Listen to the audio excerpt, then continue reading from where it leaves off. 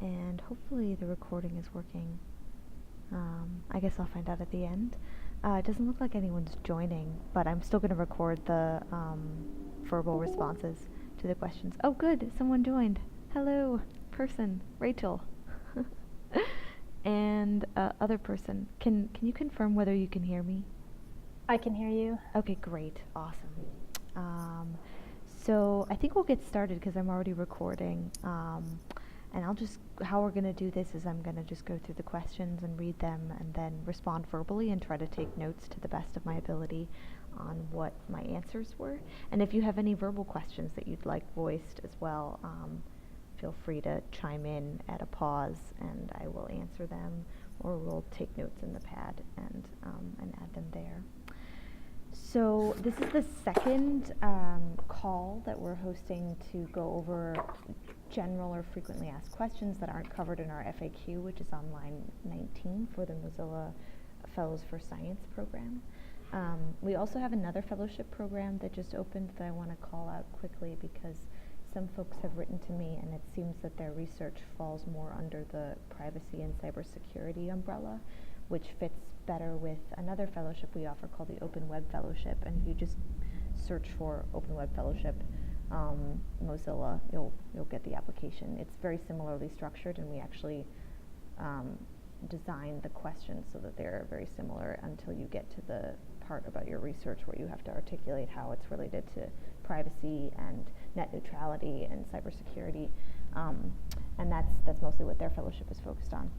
So if you find after I answer all these questions that this does not suit your research, that's okay. There's many other ways to engage with Mozilla. So let's start out with the first question. How much experience with GitHub or other similar platforms are required? So we have always asked the question, what's your GitHub username? And if you're comfortable with code, I think that's one of the questions that's not articulated just that way, but we like to gauge what the technical capabilities of our applicants are, but that doesn't mean that you're excluded if you don't have a background in that. We've had a mixture historically, or I guess historically the last 2 years, it's not really that historic, but the past 2 years we've had a mixture of people who are quite proficient in programming, who have a background in bioinformatics, or focused a serious portion of their education on programming. And then we have people who are not really into programming but are more into design, like Joey was one of our fellows 2 years ago, and his background was more in geospatial research into climate science in Vancouver and in surrounding areas, so British Columbia. But he taught himself a lot of front-end things because he had a background in more like design and how to build maps that were beautiful, and then throughout his fellowship he worked on like upping his coding ability and that kind of thing. But he was a moderately good programmer and did have a GitHub profile, but didn't use his fellowship as an opportunity to build those skills. So it's definitely something you can work on throughout your fellowship, and it's something that we will mentor you through. We had another fellow who hadn't really used GitHub much at all, but taught himself how to set up markdown files on GitHub, and he made an account specifically for his fellowship. So when we interviewed him, he didn't really have any projects on GitHub, but he had gone to the effort of filling out the form and making an account. And really, that's all we are looking for at the really basic level. Some people write to me and say, I don't have a GitHub account, like, how can I fill out the answer to this question that asks for my username? And I'm like, well, you could go to the website and just make an account. Like, it takes 2 seconds and you don't have to code at all to do it.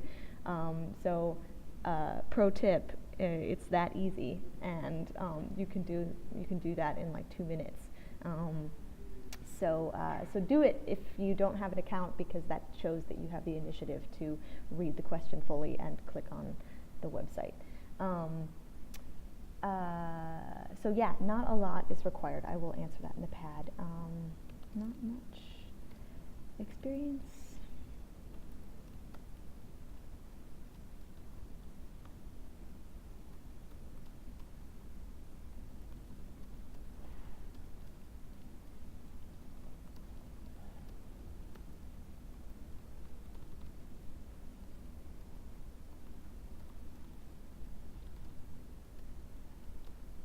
And the only reason why we emphasize GitHub, I should mention, is because a lot of our curriculum and materials are on GitHub. All of our stuff is open source and usually centralized or localized to our Mozilla Science GitHub account.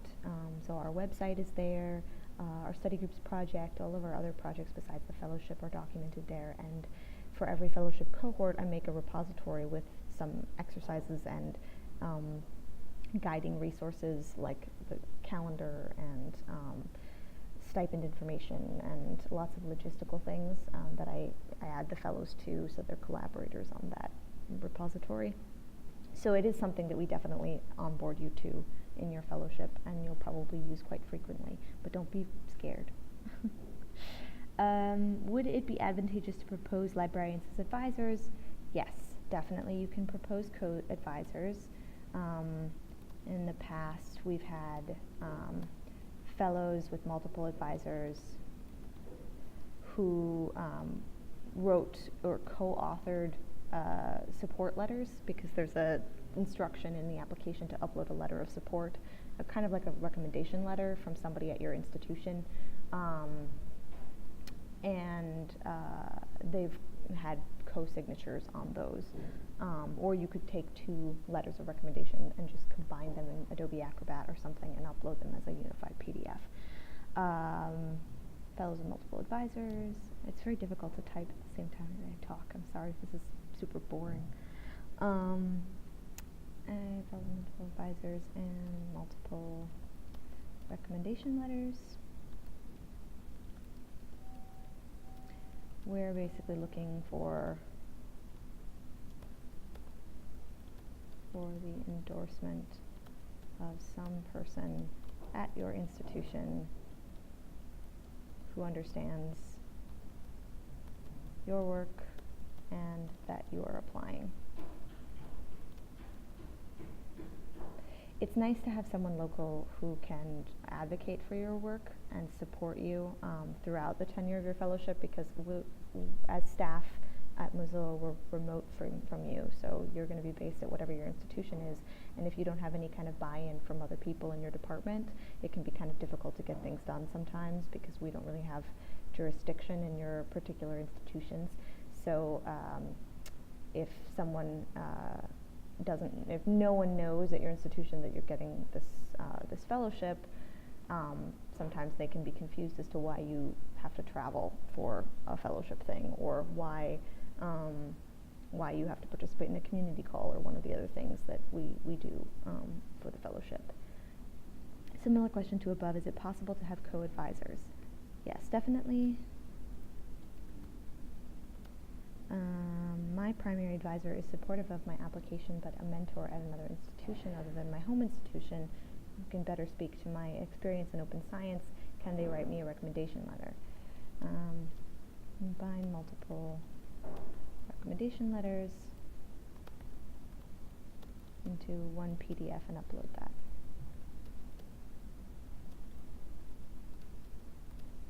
Or have them email me.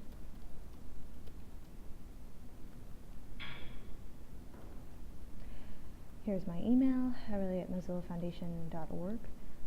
In the past, sometimes people didn't want to didn't want to upload their own recommendation letters because they felt like, well, how can you trust that I uploaded an accurate one and didn't just write it myself and forge a signature?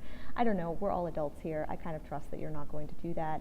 But if you're at all worried about that, or you want to maintain your integrity in some kind of performative fashion, then you're welcome to have them email me directly, and I will put it in a secure, sorry for the construction in the background, it's quite loud. I'm going to mute for a second until it ends. Oh, okay, good, it's ending. So you can email to me directly, or have them email me directly, and just put your name in the, put the applicant's name in the subject header, and reference the fellowship.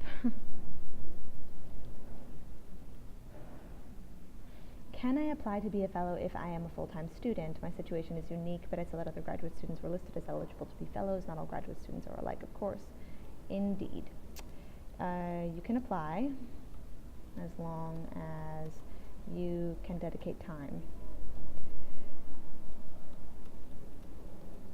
And I think it's fair to say that we all sort of hemorrhage applications to things that that we want to be a part of. So everyone applies to all these different things that maybe they don't have time for. And it's a good idea to apply to multiple things at the same time just to cover your bases. But I think I always like people who have honest conversations with themselves about how much time they can actually devote to something. We've had fellows in the past who applied, or like one in particular, who applied and was actually really overtaxed for the entire 10 months, and it was really difficult to make sure that they were still engaging with us in a regular fashion, and that they could space out time in their calendar to attend the few events that we host and bring them to, like MozFest, which happens in London at the end of October every year, and we always bring our fellows there.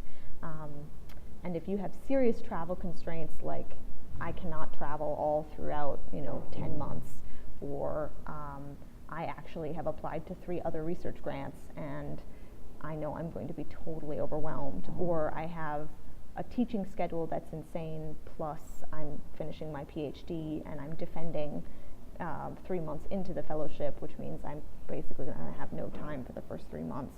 That can be more challenging. So take some time and assess your availability. That's not to say that the fellowship is that taxing. I mean, I think if you talk to any of our current fellows, they'll tell you that it isn't that much of an obligation, and you just check in with me once every 2 weeks and continue to work on your projects and your research, which is great. But we don't want you to be in the uncomfortable position of feeling like you have to skip out on a class, or that you have to, stress yourself out and stay up 24 hours to finish a paper or a deadline or something. And most of our fellows are early career or finishing their PhDs, so we've had fellows who are in the process of defending, we've had fellows who are in the process of finishing curriculum on the road to proposing their dissertation topic. We've had fellows who are finishing their master's and writing a thesis. We've had fellows who are early career, but in almost ready for tenure track, but not quite, like so lecturers or associate professors, or people who are still teaching in the lead up to their tenure process, whatever that may be for their particular discipline.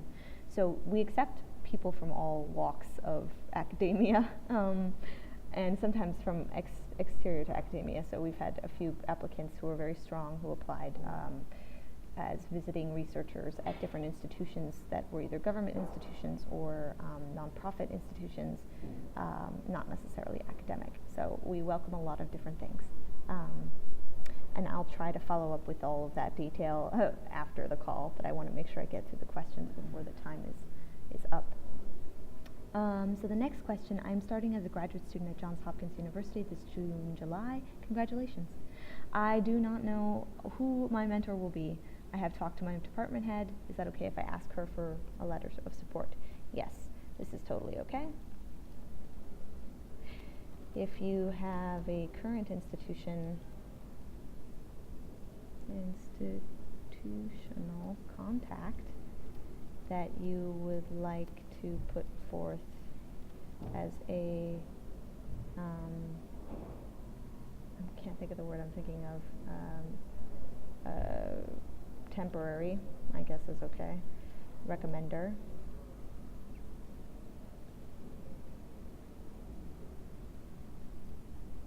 Door? I don't know how to spell recommender, apparently. Whatever, recommender. That is also fine.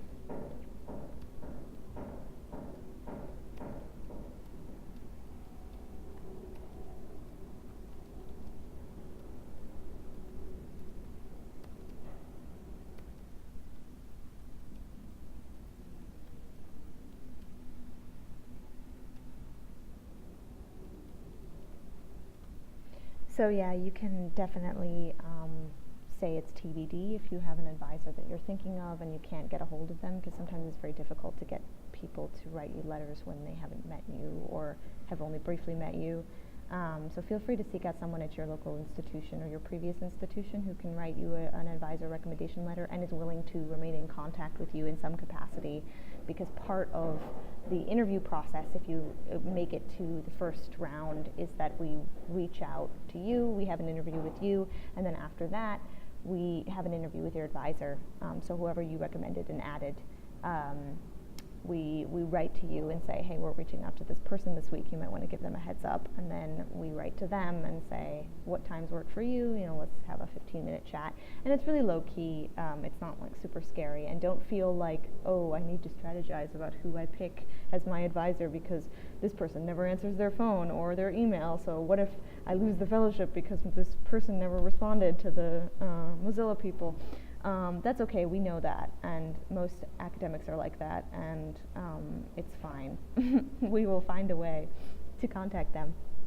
And most of them are pretty amenable to talking about how great you are if they wrote you a recommendation letter, so don't worry about that. The application asks us to upload a resume. Does it have to be a one-page CV or is an academic CV okay? Both are fine. We've had both submitted in the past. I judge each of them on the suitability for the particular candidate, and I don't cross-compare. And so it's not like I say, oh, this person submitted, a resume that had their babysitting job when they were 12, and this person submitted one with 18 papers that they've published in the past year. I mean, it's not, that's kind of a joke, but I do try to judge everyone's individually, and it's not like I favor people who have academic CVs over people who have regular resumes. Although I think a lot of people readily have the academic CV, and that's totally acceptable. Is the fellowship open to postgraduate freelancers, non-long-term employed individuals with a STEM background? If so, how should they approach this letter of support requirement?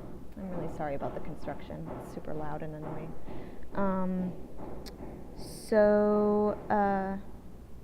Yes, we're open to postgraduate freelancers. Yes.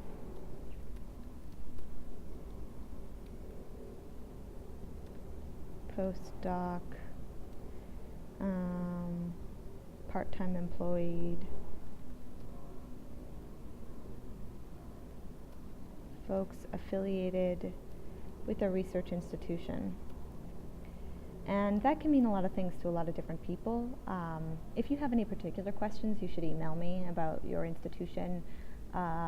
It's rare that I would say that it's inappropriate as long as you're doing research that's legitimate and that your institution is comfortable with open source and open science. The fellowship is really grounded in open science, so you should be cool with that. And if your institution is focused on proprietary software and not interested in open science, sometimes it can be valuable to have someone who is pro-open science in those institutions, and sometimes it can be totally futile. So it would be great if you have any specific questions. You can totally email me about the appropriateness of your institutional affiliation. Feel free to email me with particular institutional queries.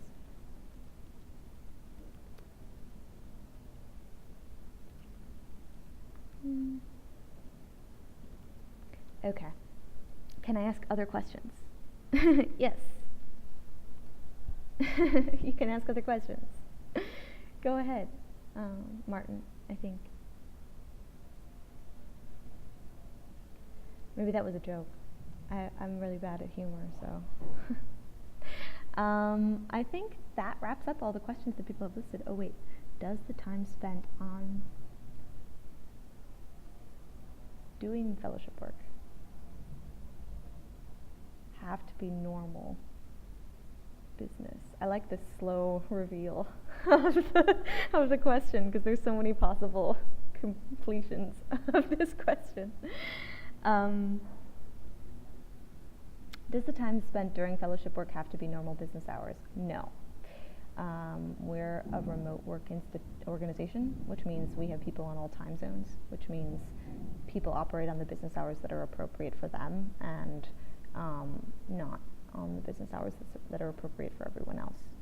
Loosely, it would be nice if you could devote, I think it says in the application, 80% of your time, which in practice is not always that. Sometimes it's 20% of your time for the week, and sometimes it's you're at MozFest in London, and so it's almost 100% of your time because you've relocated yourself to a new location, and we have a lot of activities planned for you. So it really varies. We put the 80%, 20% stipulation in because we do want people to think seriously about whether they can devote time to this. I think some people get grants and then they feel like they don't need to do anything until they need to write the grant report that says that they did stuff.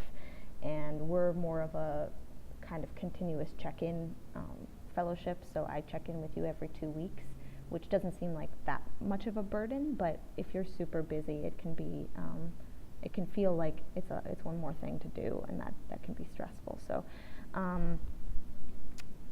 so it does not have to be normal business hours. You can work on your time.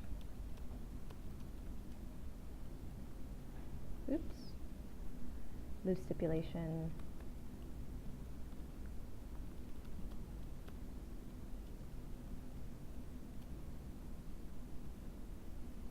Percent.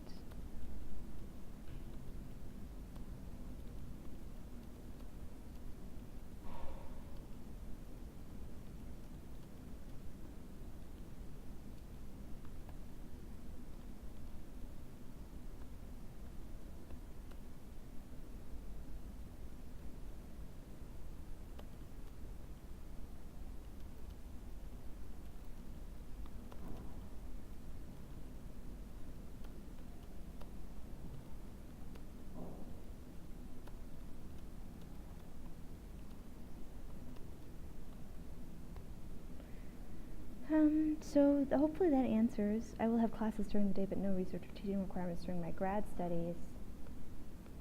Sounds perfect. You're qualified. Yay.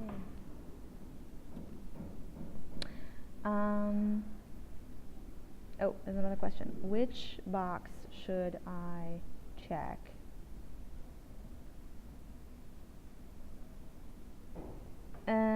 So I think that he's referring to the question about what is your qualification? Postdoc, yeah, researcher, graduate student, whichever you feel applies most.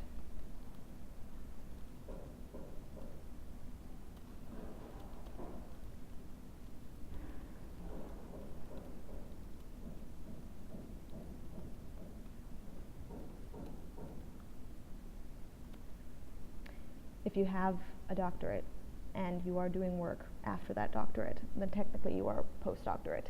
So that was my very weak logic there. But if you're continuing your studies and you want to say graduate student,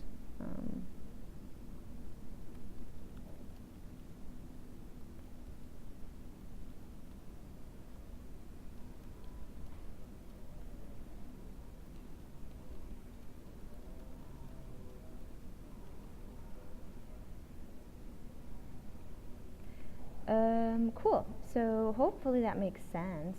Does anyone have any other questions that they want to say verbally before we close out and I stop recording?